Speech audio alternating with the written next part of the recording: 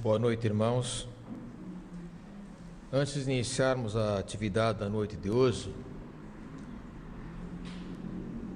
nós temos a possibilidade de estar ocorrendo um novo fechamento de atividades por algum tempo. Blumenau, por exemplo, hoje, município de Blumenau, foram fechadas inclusive as reuniões religiosas. Aqui em Florianópolis ainda não se tem notícia acerca de que isso venha a acontecer, pelo menos por parte do município. Mas pode que o governo do estado, diante da pressão que vem sofrendo em face do aumento do contágio e do número de óbitos também em decorrência do vírus Covid-19, pode ser que ele venha a adotar alguma providência novamente nesse sentido. Então, o que eu gostaria de deixar aos irmãos, a consulta sempre ao site luzecaridade.org.br. Toda e qualquer mudança que haja, toda e qualquer alteração que haja em relação às atividades da casa, lá será publicado imediatamente. Nós, na primeira página, lá onde tem, ao lado onde está palestras, tem uma chamada lá sobre as atividades nesse período. E lá nós colocaremos a publicação acerca de qualquer circunstância diferente que venha a ocorrer. De qualquer forma, torcemos que todos os irmãos aqui presentes, seus familiares, aqueles que estão em suas casas, e que todos possam, com muita fé, com muita esperança, com muitos cuidados, passarem livres dessa epidemia. Para iniciarmos a atividade da noite de hoje, convidamos a todos os irmãos para fecharem seus olhos, para elevarem seus pensamentos a Deus nosso Pai, a Jesus nosso Mestre, procurando a sintonia com os benfeitores espirituais que nos assistem nesse instante.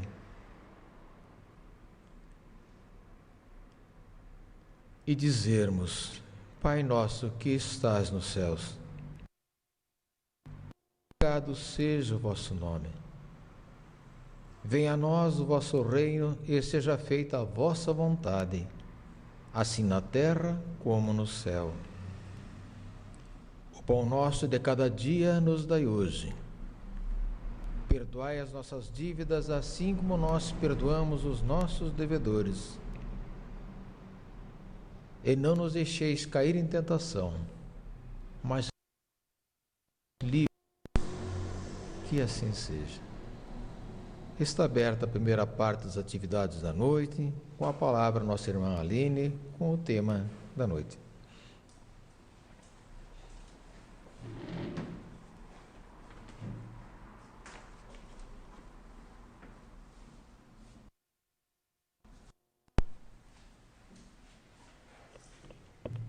Boa noite a todos. Nesta noite fria de inverno, vamos tentar agora, nesses minutos que passaremos juntos, aquecer os nossos corações, entrando em sintonia com o mais alto, com a espiritualidade aqui presente, que há realmente uma troca muito grande, que nós recebemos, nós doamos, e assim esperamos que passemos e possamos levar também para a nossa casa, para aqueles que estão em suas casas nos assistindo, ou os familiares que não puderam vir. O tema que me foi assinalado na noite de hoje é o orgulho e a humildade. Jesus, quando subiu ao monte e viu uma multidão, declarou ali o seu sermão, que talvez seja um dos sermões mais importantes, mais famosos, que é o Sermão da Montanha. E logo no início desse sermão, a primeira frase que ele fala é: Bem-aventurados os pobres de espírito, porque deles é o reino dos céus.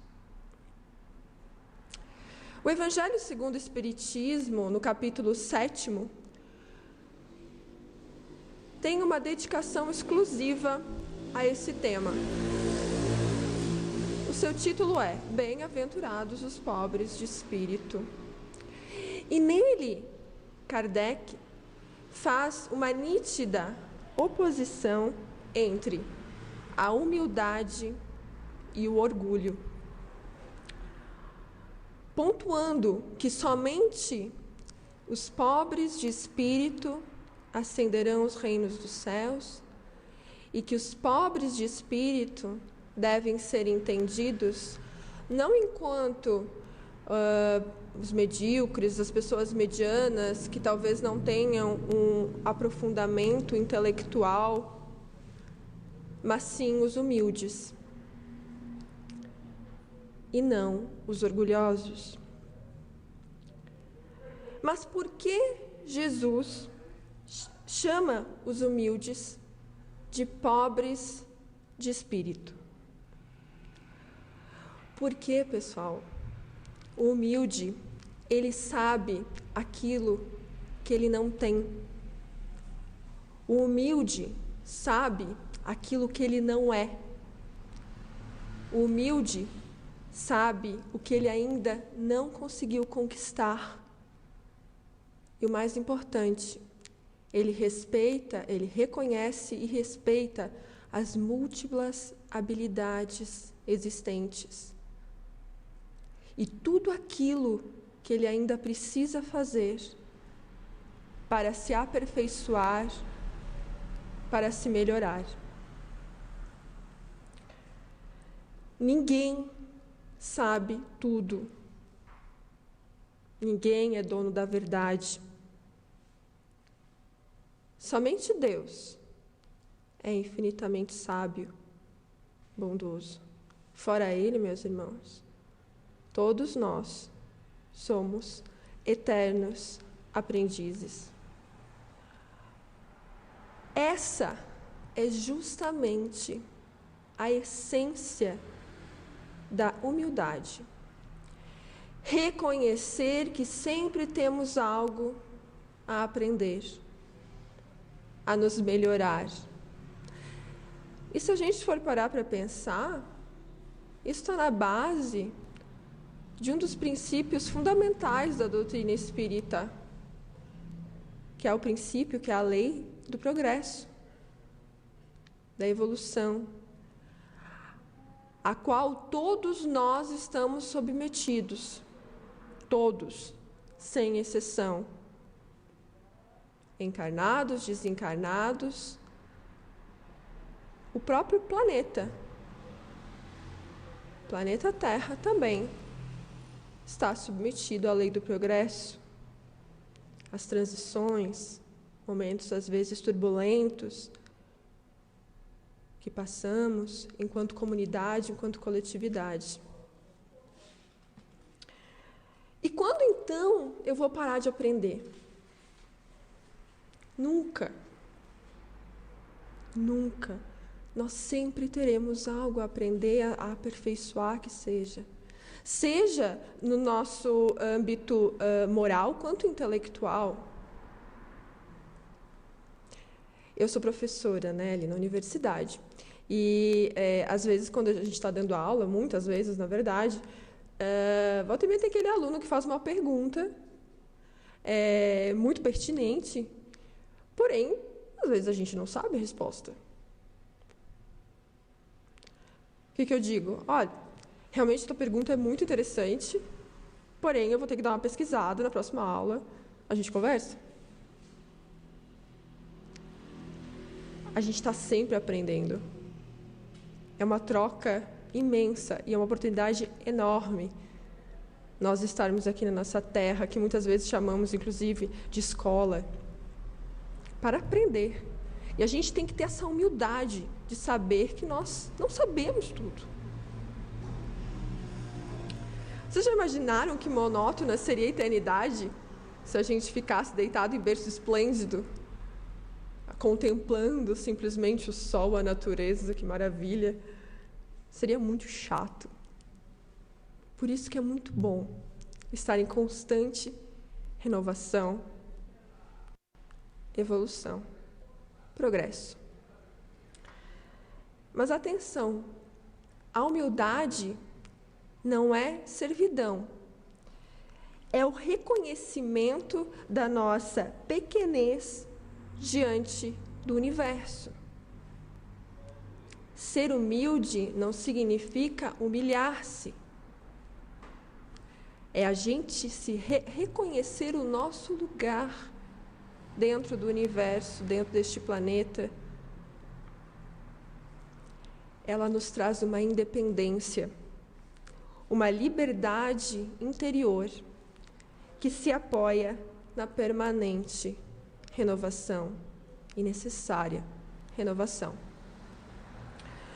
Emmanuel, na Revista do Reformador, de junho de 1959, ele nos traz uma mensagem muito interessante sobre a humildade. E ele nos vai dizer que a humildade é o ingrediente indefinível e oculto, sem o qual o pão da vida amarga invariavelmente na boca. Gente, ser orgulhoso é difícil. A vida fica amarga, pesada, porque o orgulhoso ele tem que estar fazendo pose 24 horas por dia. Aonde ele chega, aonde quer que ele vá, ele quer se mostrar como o melhor, como aquele que sabe tudo, que sabe mais do que os outros, querendo parecer aquilo que ele não é, querendo mostrar aquilo que ele não tem. Se compara a todos e a tudo. O orgulhoso é muito infeliz. É extremamente infeliz. Já o pão do humilde é suave. Ele não precisa ser quem ele não é. Ele sabe quem ele é e ele sabe onde ele está. Ele tem conhecimento das suas qualidades, mas também dos seus defeitos. É o autoconhecimento. E ele consegue lidar bem com isso. Porque para ele, não saber de algo não é algo necessariamente negativo. Isso vai impeli-lo positivamente no sentido de ele tentar, então, conhecer algo, se apropriar daquele conhecimento, estudar, aprender.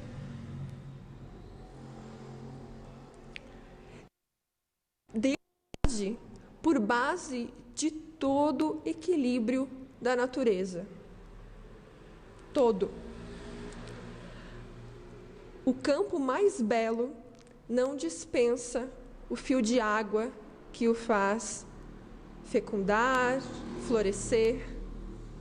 O sol, por mais magnânimo que seja, ele tornaria a terra um deserto, se não fosse a singela chuva que cai.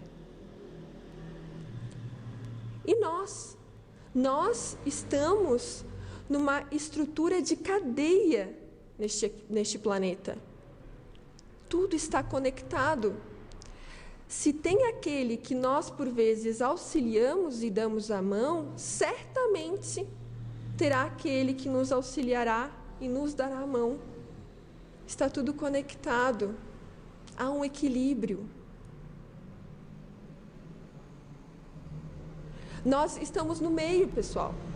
Sempre vai ter alguém à nossa frente e sempre vai ter alguém atrás de nós. Há um equilíbrio dentro de tudo aquilo que Deus criou. Nós temos um filho pequeno, né, o Matias, de 4 anos, e a gente gosta muito de ver no Netflix, principalmente, aqueles documentários de reino animal, da história dos bichos, enfim. Se a gente para ver esses documentários sobre a natureza, os animais, é assim, absurdo como tudo depende, uma coisa depende da outra. Se um predador é extinto dentro de um habitat, dentro de um ecossistema, ele todo se desequilibra. E assim é a vida. Assim é a vida. Muitas pessoas acreditam que é possível reconhecer a humildade em alguém que esteja andando de chinelo velho, com uma roupa desgastada, com o cabelo despenteado, sem tomar banho, enfim. Mas isso é humildade? Não, isso não é humildade. Isso é desleixo. Outra coisa. A humildade nós não conseguimos verificar com os nossos olhos materiais. A gente não consegue olhar para uma pessoa e dizer, não, aquela ali é humilde. Aquela lá não é humilde, não. Aquela lá é orgulhosa. Olha só, veja, pelo jeito que a pessoa se veste, humilde aqui não é. Será? Se a gente entender a humildade como uma qualidade moral, que ela é, a gente não consegue percebê-la, identificá-la pela mera aparência física. É necessário conhecer aquela pessoa, é necessário principalmente, não somente escutá-la, o que ela fala, mas o que ela faz. Portanto, uma pessoa que possa viver numa penúria material pode ser, por outro lado, extremamente orgulhosa. E nós podemos, de outro lado, adentrar numa grandiosa mansão e encontrar lá um coração extremamente humilde.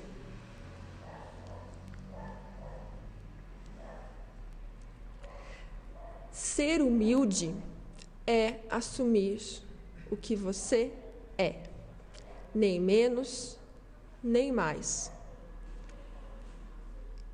E repito, a primeira característica da humildade é a sintonia com o dever de melhorar, sempre.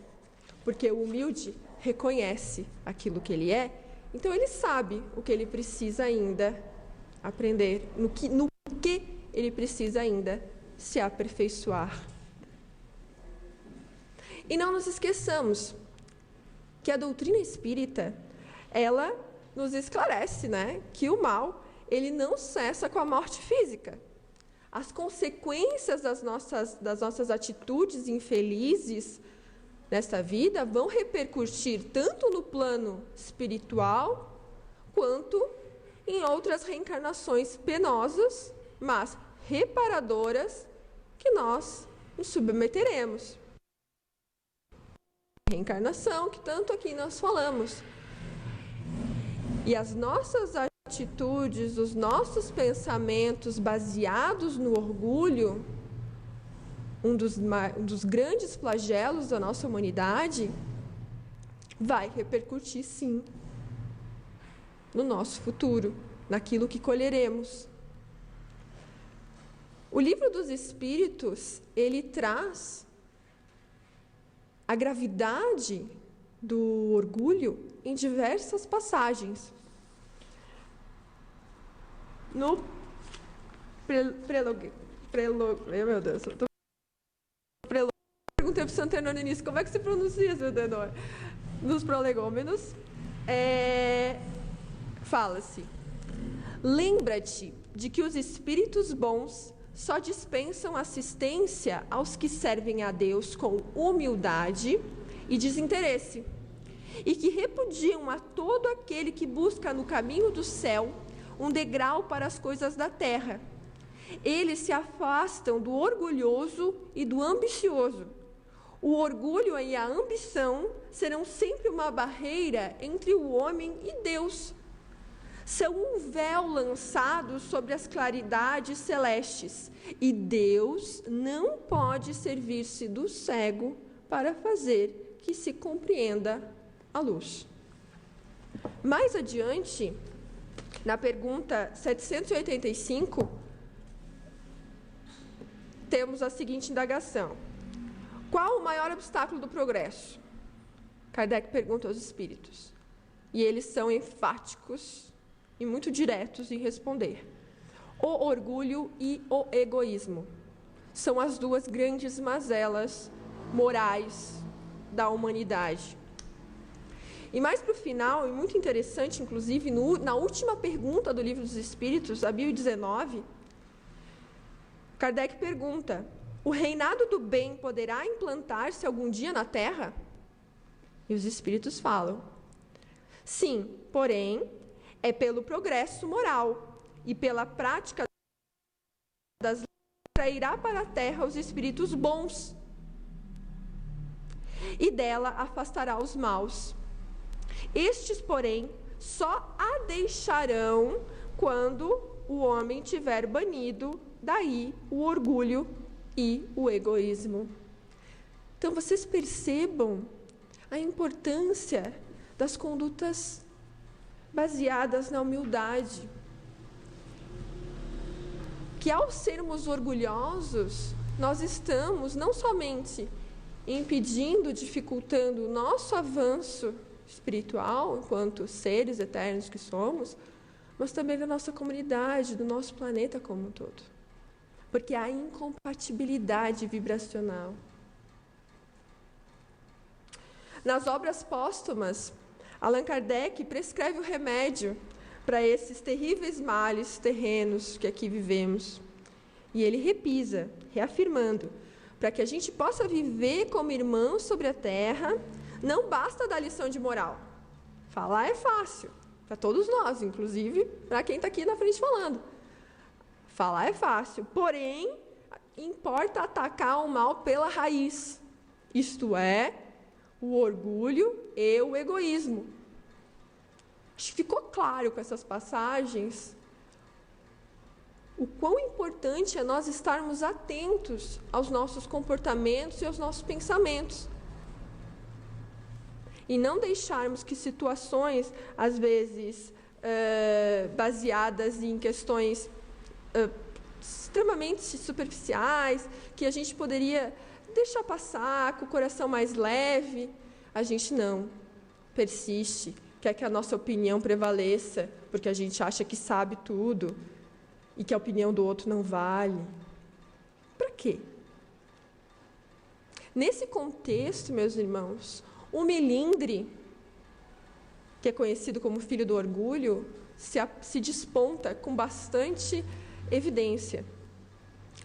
Ele instiga a criatura a se sentir importante do que as demais, que o seu bem tem que estar acima do interesse de todos. É a vaidade que se contrapõe ao interesse geral de uma coletividade, de um grupo familiar, agravando problemas, acentuando dificuldades.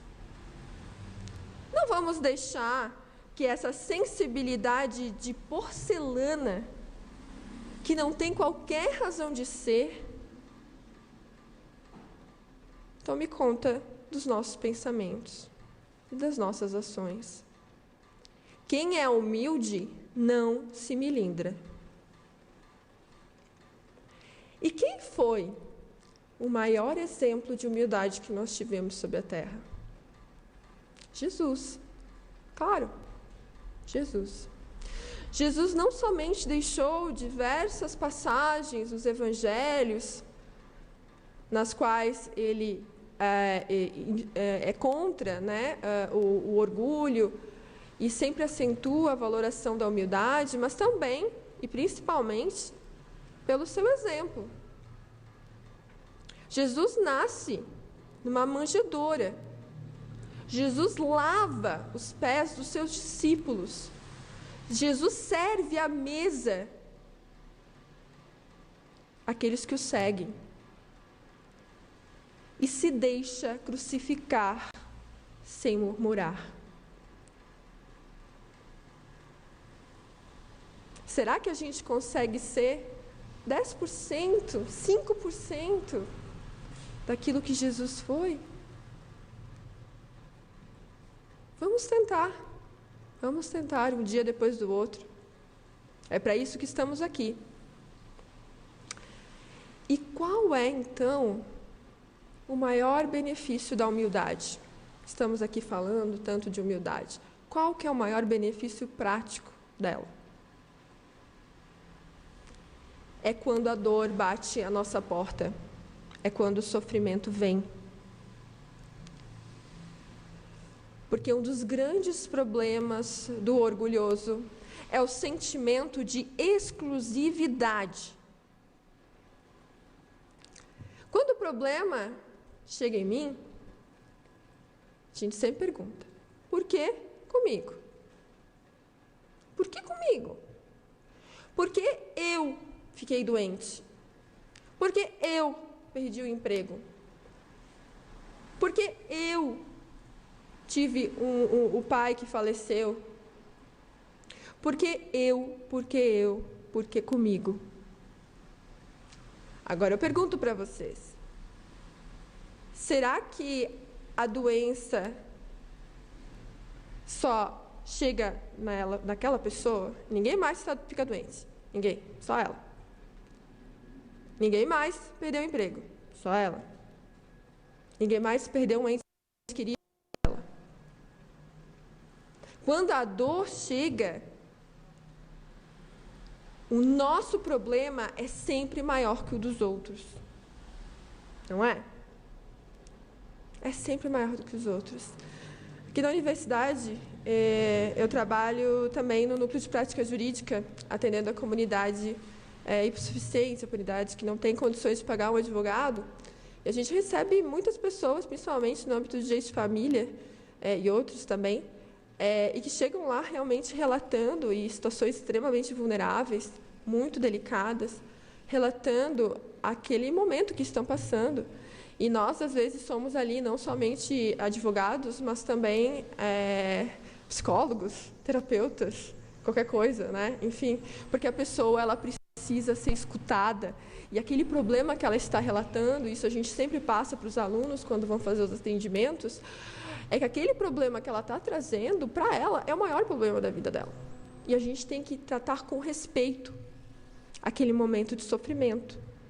E tentá-la auxiliar, obviamente, mas não diminuir, para tentar acolher.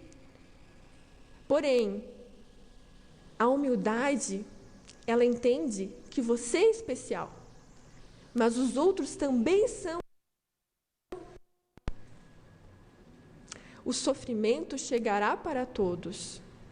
As doenças, as mais diversas reveses da vida material. Porém, a dor, cada um sentirá de uma maneira diferente. Agora, a gente não pode, como o orgulhoso, achar que a minha dor é a maior e que todos têm que compreender e diminuir a dor do outro. Não. O orgulhoso, ele é uma pessoa infeliz. Mesmo que tudo esteja certo na vida dele, ele sempre vai achar alguma coisa. Ele não sabe viver com o que tem. E ele não se contenta com o que é.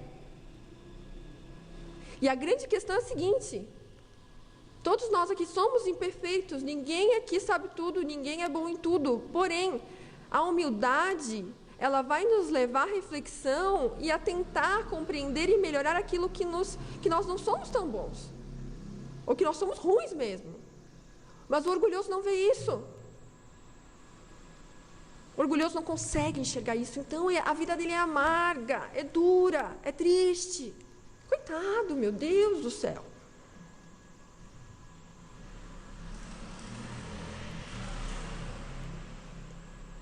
Para finalizar, eu gostaria de trazer para vocês um relato de uma passagem do julgamento da execução de Sócrates, que é muito bem relatada na obra de Platão, em que mais ou menos ali 4 séculos antes de Cristo, Sócrates é levado a julgamento em Atenas, na Grécia, e em sua defesa, na época era muito comum quem estava sendo acusado realizar a sua própria defesa. E Sócrates, então, relata uma história do seu amigo Querefonte, um amigo seu de infância, que certa vez foi ao templo de Delfos consultar um oráculo. E ele questiona o oráculo se Sócrates era o homem mais sábio que existia sobre a terra. A sacerdotisa, sem hesitar, confirma e diz: sim, Querefonte, Sócrates é o homem mais sábio que existe sobre a terra. Dias depois, seu amigo chega para ele e relata a situação. Sócrates ficou bastante inquieto, reflexivo, tentando entender as palavras do oráculo, porque para ele, da face da terra. Porém, ao mesmo tempo, ele não podia contrariar aquilo que o oráculo estava dizendo, porque naquela época era uma divindade que, tinha os seus conhecimentos. Então, ele estava ali tentando entender os sentidos, os significados daquelas palavras que tinham sido proferidas pela sacerdotisa Pítia. Ele, então, resolve fazer uma investigação para tentar descobrir, lá na comunidade ateniense, se havia alguém que fosse mais sábio do que ele, para que ele pudesse, então, levar esta pessoa ao oráculo e dizer: olha, desculpa, mas temos aqui alguém mais sábio do que eu. Ele, então, inicia sua investigação realizando diversas conversas, entrevistas, enfim, com pessoas que eram ditas sábias na sua comunidade. Ele entrevista, então, políticos, poetas, artesãos, diversas classes da sociedade ateniense. O político dizia que ele sabia muito de política, que ele era muito bom no diálogo, nas transações, mas ele também dizia que entendia de poemas, de história, de filosofia. O artesão falou a mesma coisa: olha, eu sei esculpir extremamente bem, mas eu também entendo de várias outras áreas. A mesma coisa com os poetas. Sócrates, então, chega de que todos aqueles que eram ditos sábios, considerados sábios pela sociedade ateniense, sempre diziam que conheciam muito bem o seu ofício, porém também conheciam todas as outras áreas. Eles não eram humildes. Sócrates, então, chega à conclusão de que sim, ele é o mais sábio de todos. Por quê? De todos eles, ele era o único que tinha a consciência do que não sabia. E a gente pode fazer uma analogia dessa passagem com os dias de hoje. Se a gente for entrar em qualquer rede social, Facebook, principalmente, Instagram, WhatsApp da vida, as pessoas parece que estão sempre compelidas e sentem a necessidade de opinarem sobre tudo e sobre todos.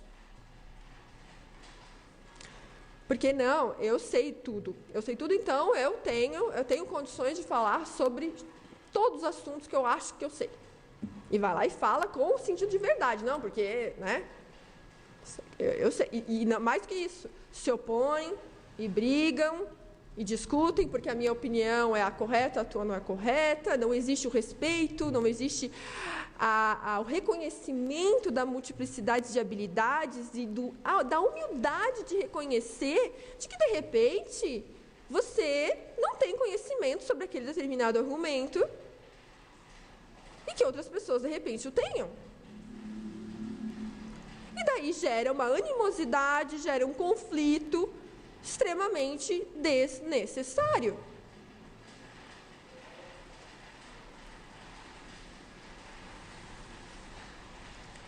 Portanto, para finalizar, a humildade, ela é a força moral por excelência, meus irmãos.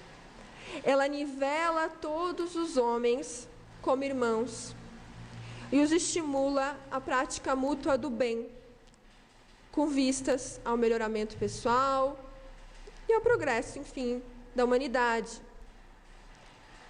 Já o orgulho é uma fraqueza, dispersa, gera ódio, revida e faz com que o homem sucumba ante as menores contrariedades e reveses da vida. Dificulta o perdão, dificulta a compreensão do próximo, o respeito, porque ele sempre se acha. Sejamos humildes.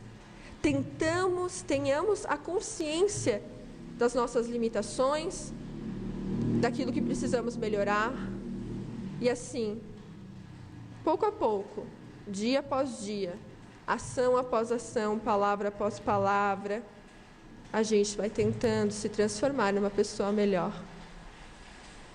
Boa noite a todos, fiquem com Deus.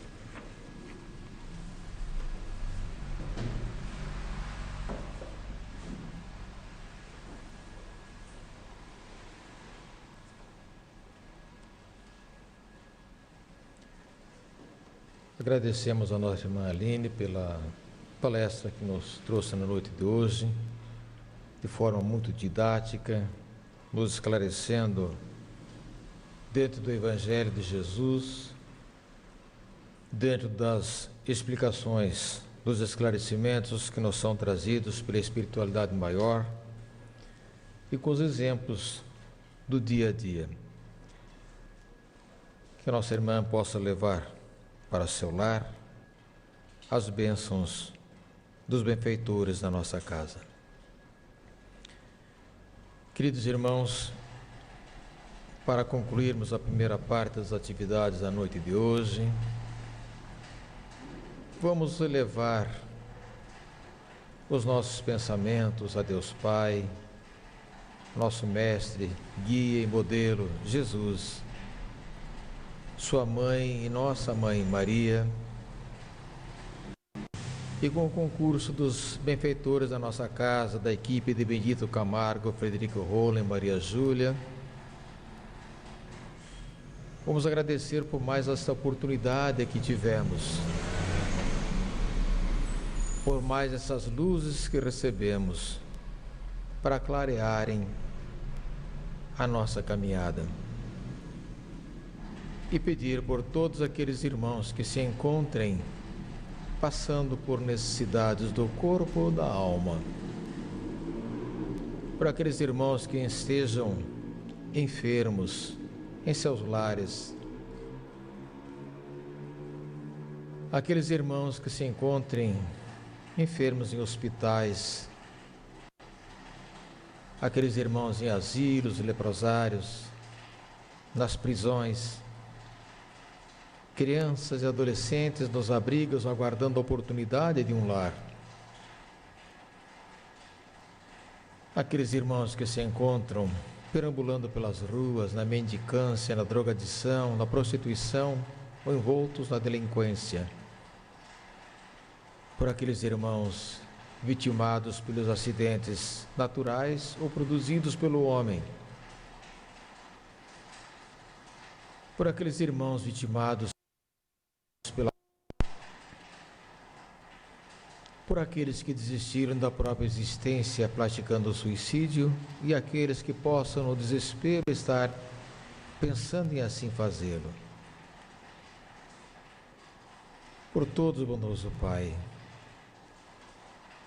vos pedimos a vossa paz e a vossa luz, que possam esses irmãos terem no mínimo um instante de lucidez, possam levar seus pensamentos a vós, encontrando assim a força para prosseguirem nas suas jornadas. Por todos aqueles irmãos investidos de poder, dever de decidir, cujas decisões afetam aos demais, que possam sempre fazê-lo com honestidade, com justiça, visando somente o bem comum. Pedimos aos irmãos que nesse instante se preparem para o recebimento do passe, que será aplicado pelos irmãos trabalhadores da atividade do passe, a quem convido para tomar esses lugares.